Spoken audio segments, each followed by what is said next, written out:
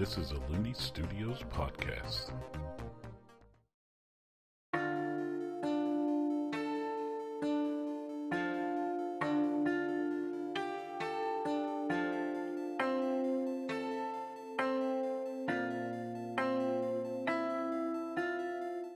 Hello and welcome to Aerde Talks. I'm Hunter Looney, the Game Master, and this show is here to dive deeper into the world of Aerde, which is traversed in Aerde Tales.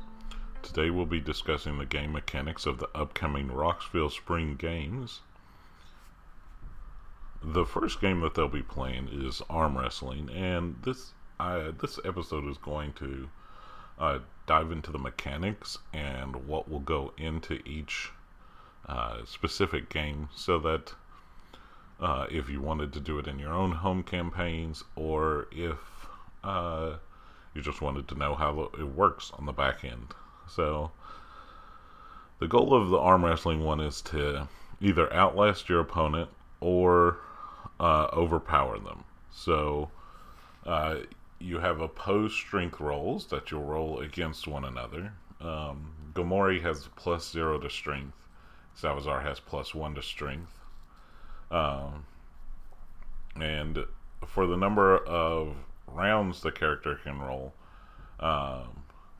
that depends holistically on like their constitution and stuff.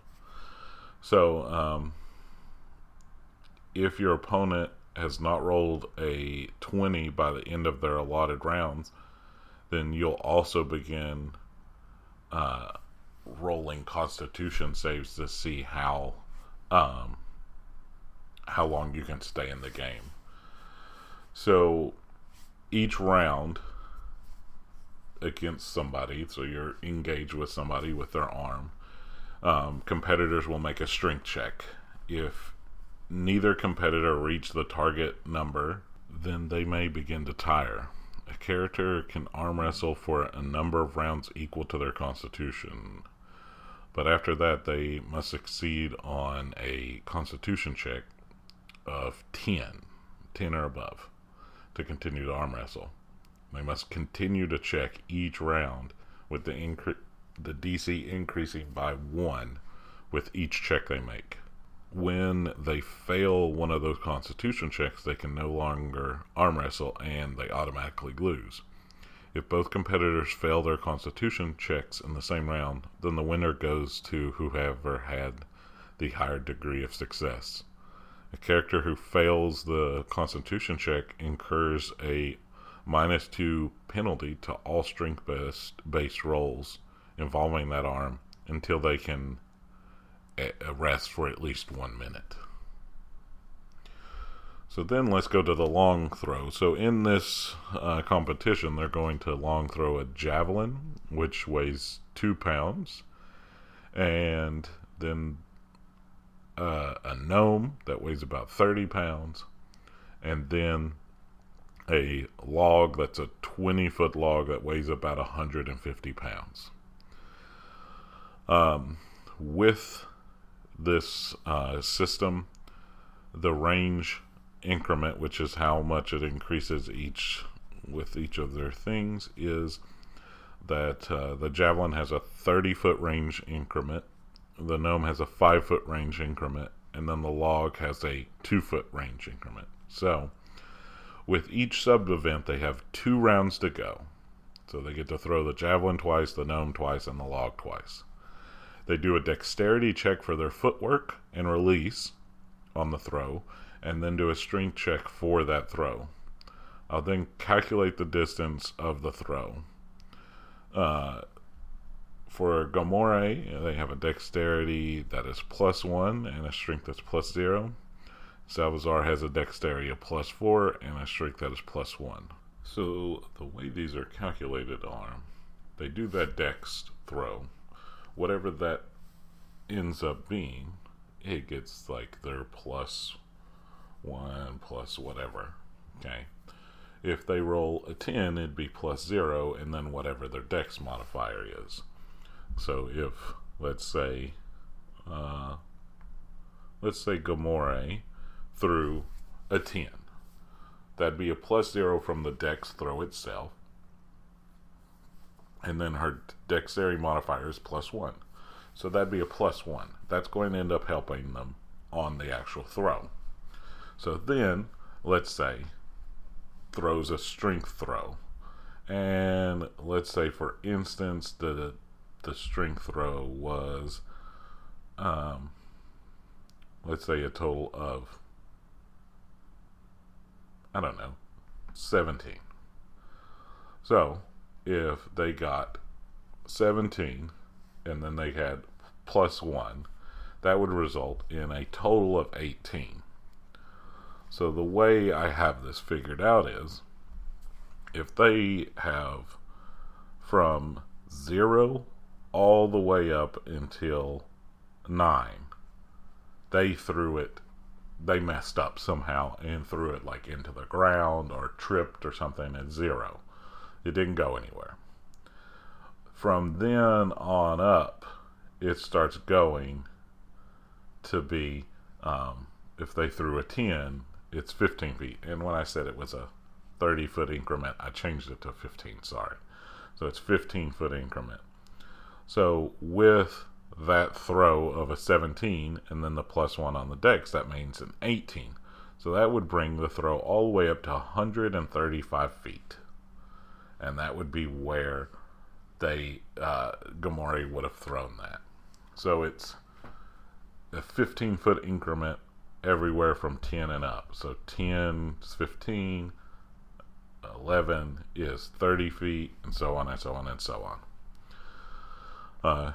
And so whatever the dex modifier is after the dex roll and their dex modifier gets added on top of whatever their strength roll was to get that number. So then that changes with the gnome to being 5 feet instead of 15 feet, and the log throw to be 2 feet instead of 5 feet or 15 feet. So then if we go down to the archery day, they're going to have 10 arrows to shoot at a target that is 100 feet away from the target. If somehow there's a tie, then they would move back 100 feet and do it again. It's very rare that this ever happens.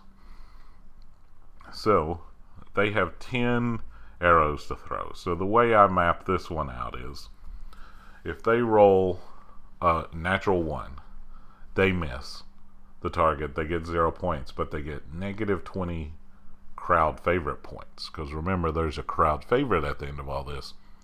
And there's an overall winner and a crowd winner, and each event has a winner. So natural 1, you look stupid in front of the crowd.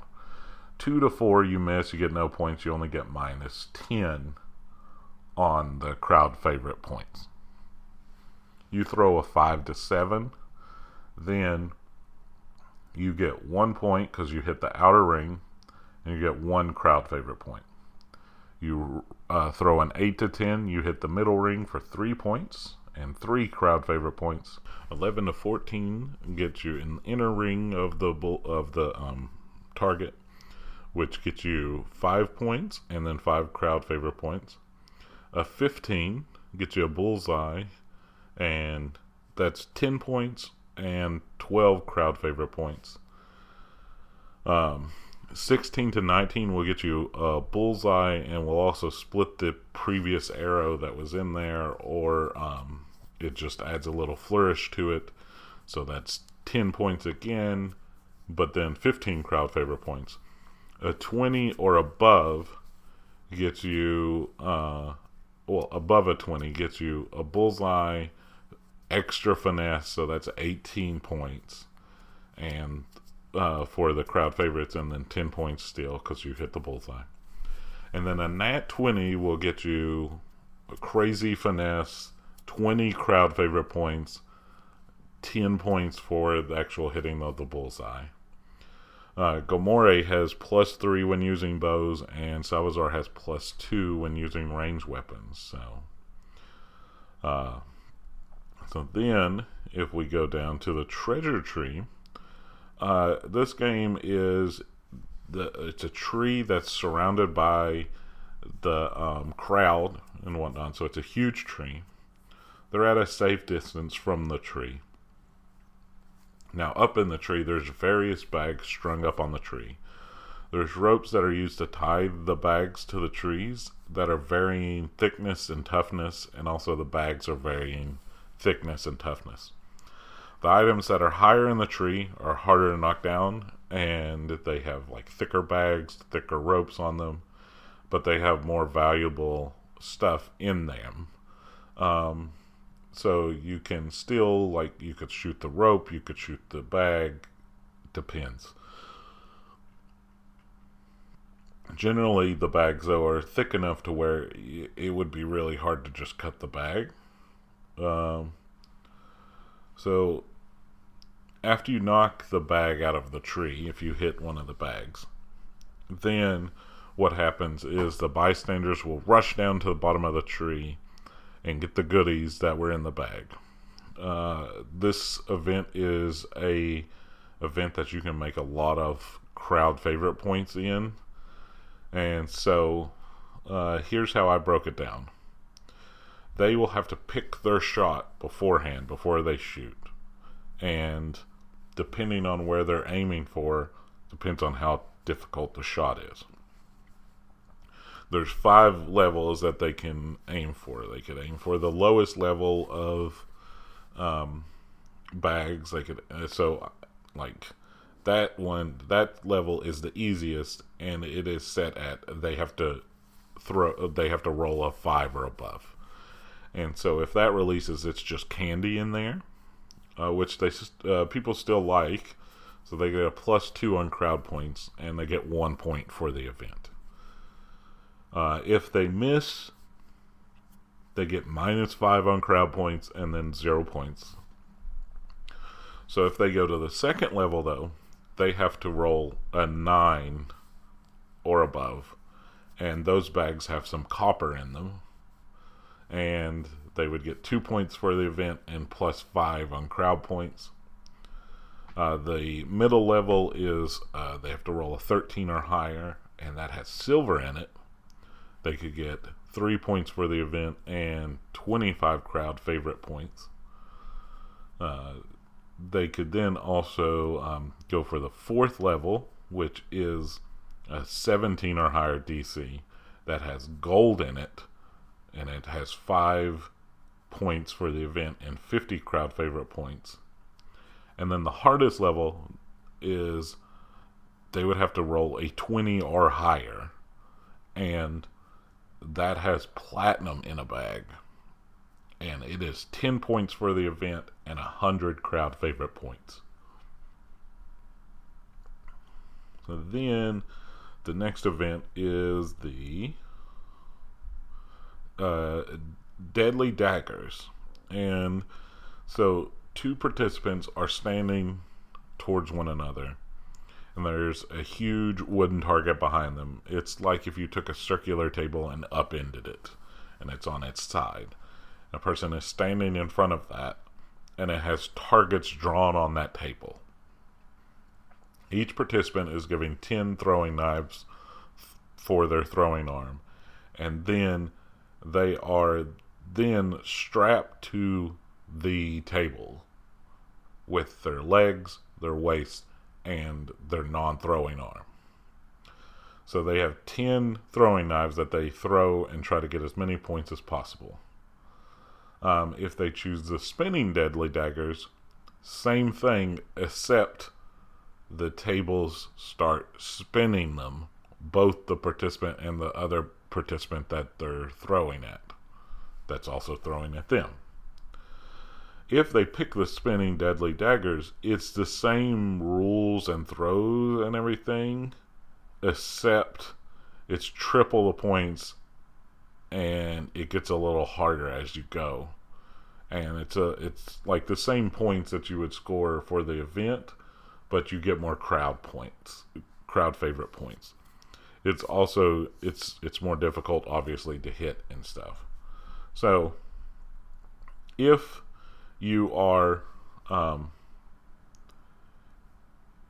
doing the I'll do this across this. So if you roll a nat 1, you miss completely for both of the events. Okay, you get 0 points, obviously.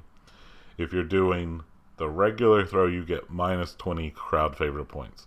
If you do the spinning one, it's minus 60 crowd favorite points.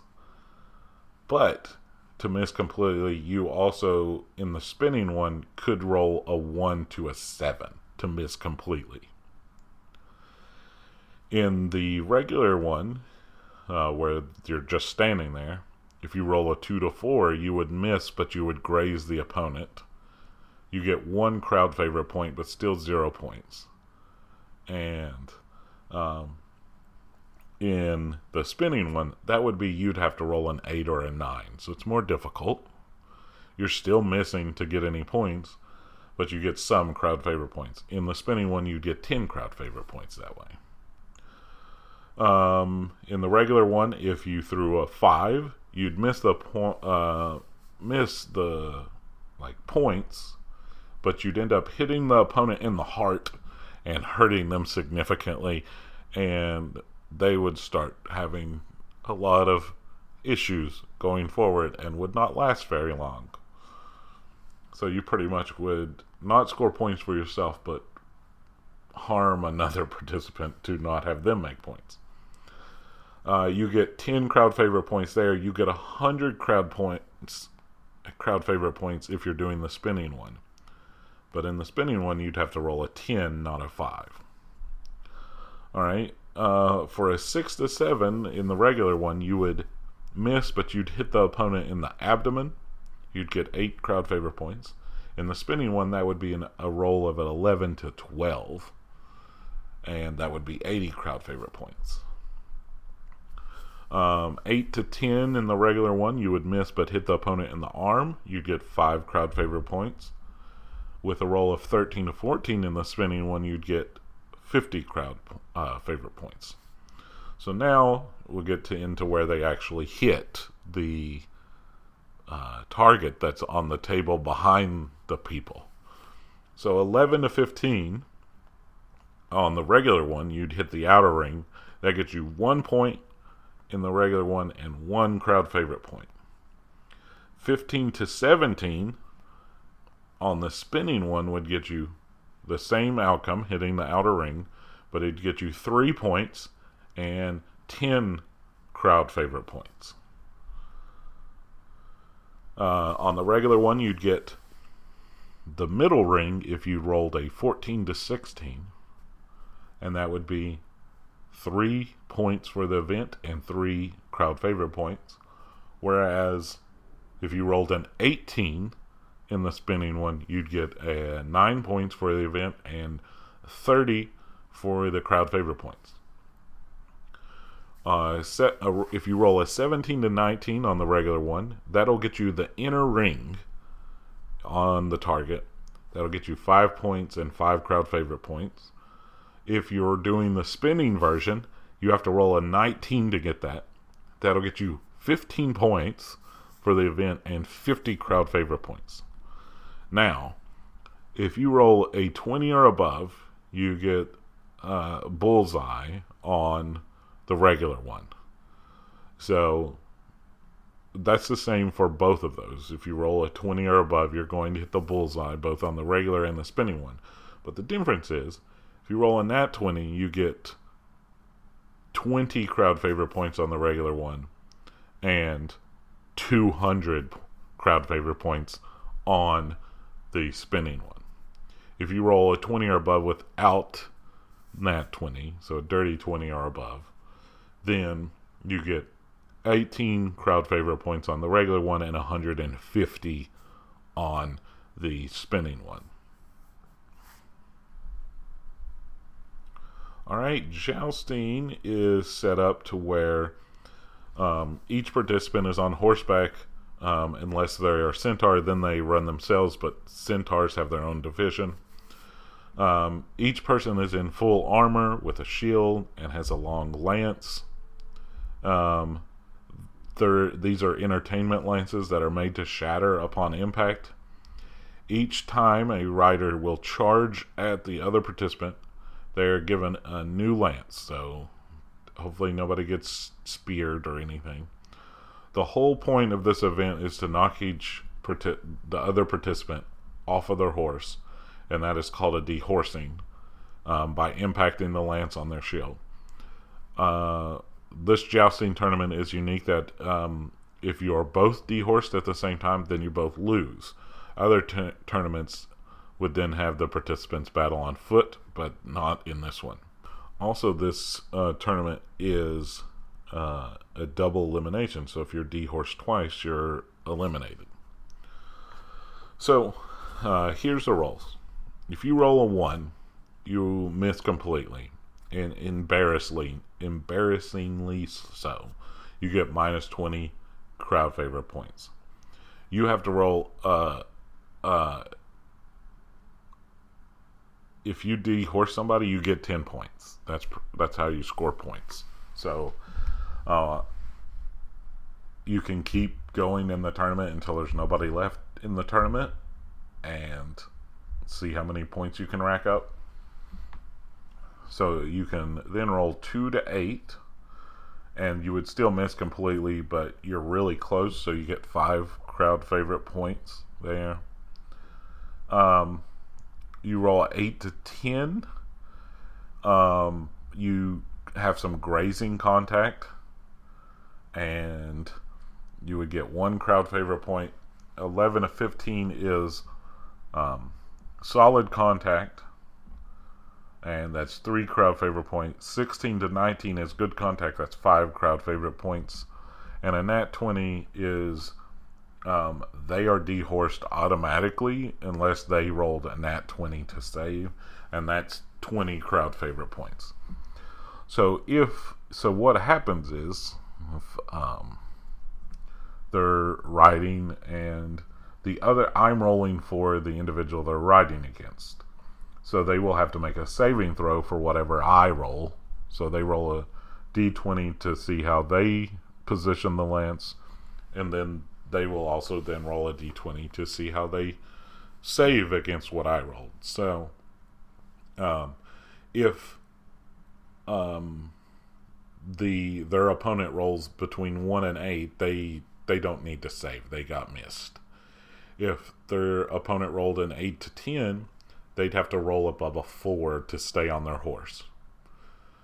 If their opponent rolled 11 to 15, they would have to roll above a 10 to stay on their horse. If their opponent rolled a 16 through 19, they would have to roll above a 15 to stay on their horse. And like I said, if their opponent rolled a natural 20, then they would have to roll a natural 20 to stay on their horse. And so then the last event is a magic pie eating contest, and then the awards show that same day.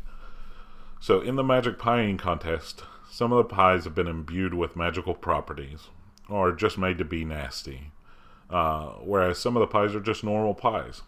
And there's plenty of healers nearby that can assist if anything goes crazy. If the person passes out or vomits, then you're out, and your count is halted at the last one that you completed. So the record is 12 pies. After eating each pie, each player will make a constitution throw that increases with each pie they eat. If something crazy doesn't happen. So both Gamore and Salazar have a +2 on their constitution. So let's start with so they roll it 1 through 20 to see what type of pie they get each round. I will go over the pies when they on the next Aerde talks, because I don't want to ruin any of the pies that they may or may not have to eat, and then I'll go over the pies holistically in the next Aerde talks. That brings us to the end of this episode of Aerde Talks. On the next episode of Aerde Talks, we'll dive deeper into sentient species of Aerde. specifically the genus that includes like goblins and such. But let's take care of some housekeeping. Our adventures encounter magical items, and I want to invite everyone to visit patreon.com/Looney Studios. The link is in the description. On the front page, there's a link to the Google form where anybody can submit an idea for a magical item. Anyone can do this. You don't have to be a patron. You can do this anonymously, or you can put your name or username to it to receive credit if we use it.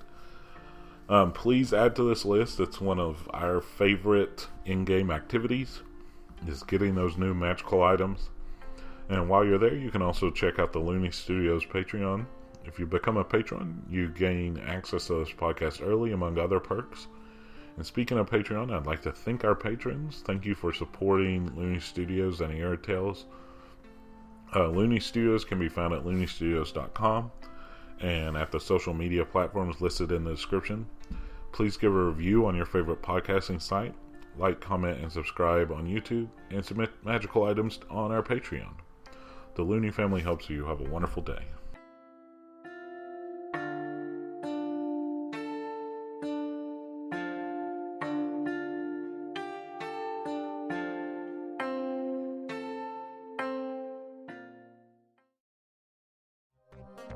That was a Looney Studios podcast.